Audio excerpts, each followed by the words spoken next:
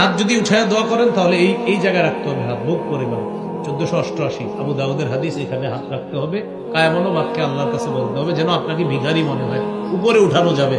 কিন্তু আমরা দোয়ার সময় এমন অভিনয় করি যে মনে হচ্ছে তামাশা করতেছি। দোয়ার সময় পিঠা বানায়, আমাদের গ্রামে একটা পিঠা আছে না বাবা না, এরকম করে দোয়াতে হাত উঠায়, আবার দাড়ি খোঁচায়, এই তুইও হাত তো ওটা, মানে এটা একটা কেমন যেন একটা গুরুত্বহীন কাজ। নাউজুবিল্লাহ।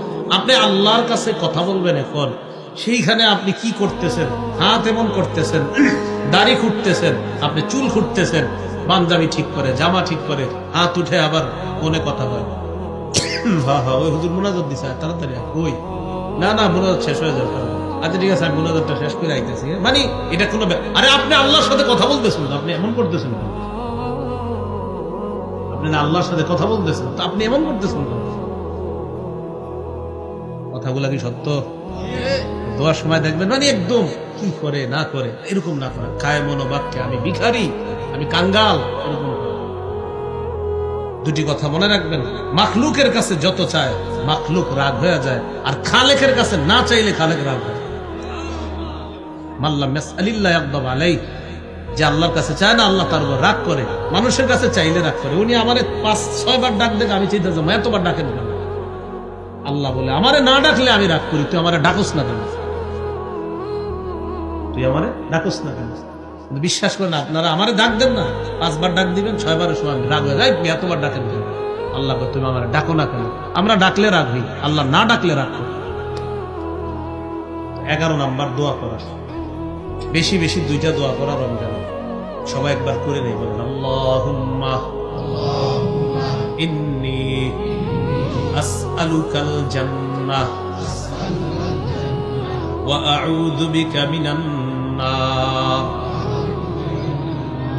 হে আল্লাহ, আমি আপনার কাছে জান্নাত চাই, জাহান্নাম থেকে পানাহ চাই। এই দুটি দোয়া আমরা বেশি বেশি করবো ইনশাআল্লাহ। 12 নাম্বার জিকির করা। 4টি জিকির আল্লাহর কাছে সবচেয়ে পছন্দের 4টি বাক্য, এই 4টি বাক্য দিয়ে আমরা জিকির করব। ক্বালা রাসূলুল্লাহ সাল্লাল্লাহু আলাইহি ওয়াসাল্লাম আহাব্বুল কালামি ইলাল্লাহি আরবাউন।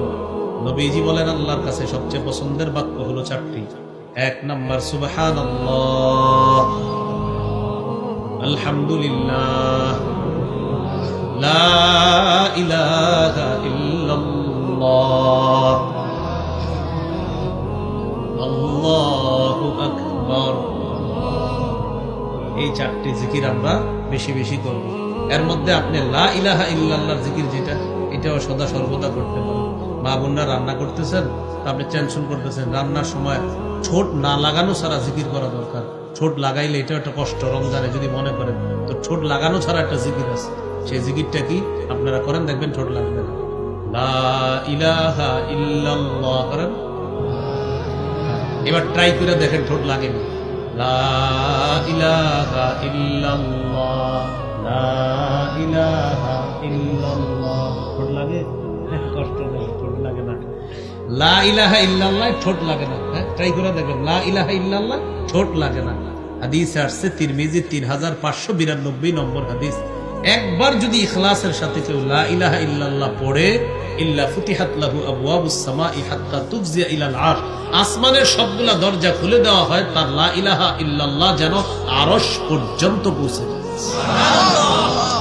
তো আপনি মা বোনরা রান্না করতেছে, রান্না করার সময় বলে দেন লা ইলাহা ইল্লাল্লাহ পড়তে থাকো, তুমি রান্না করতেছো বলো।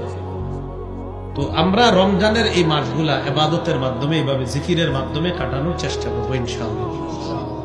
13 নাম্বার সারাদিন রোজা রাখলেন, রাখার পর ইফতার করবেন। 14 নাম্বার ইফতার করাবেন। 13 নাম্বার ইফতার করা, 14 ইফতার করাবেন। যেখানে ইফতার করানো অনেক ফজিলতের কাজ।